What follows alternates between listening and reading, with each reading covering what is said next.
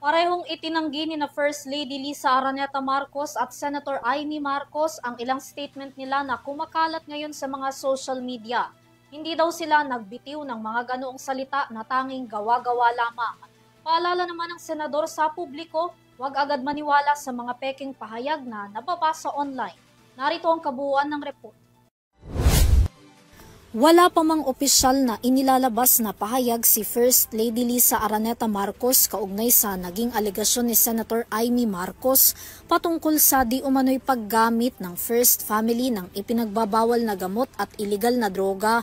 Kaliwat kanan na ang mga lumalabas na pahayag online na sinabi daw ng unang ginang laban kay Senator Amy.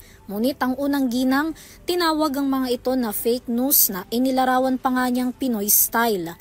Sa isang Facebook post ng First Lady, makikita ang isa lang sa mga halimbawa ng kanya umanong gawa-gawang pahayag na kumakalat online. Base sa quote card na makikita, kalakip ang litrato ng unang ginang.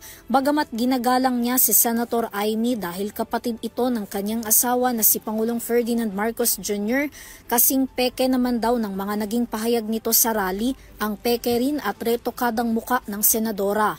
Bagamat ayaw na raw sanang pag-usapan ng unang ginang ang mga ganitong fake news, hindi pa rin niya naiwasang magpasaring sa hiwalay niyang post nang bisitahin naman siya ng grupo ng mga foreigners na binubuo ng mga producers at directors na nais dalhin sa Pilipinas ang Hollywood.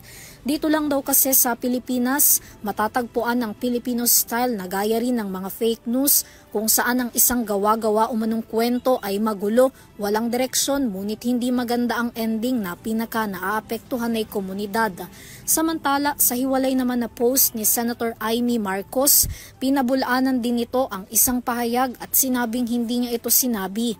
Kasabay ng paalala ng senadora na maging maingat sa mga pekeng pahayag na nababasa online na nakadaragdag lamang umano sa ingay na hindi nakakatulong. Matatandaan na una nang sinabi ni Palace Press Officer at Undersecretary Attorney Claire Castro na ang mga walang basehan na paratang ay maituturing na fake news.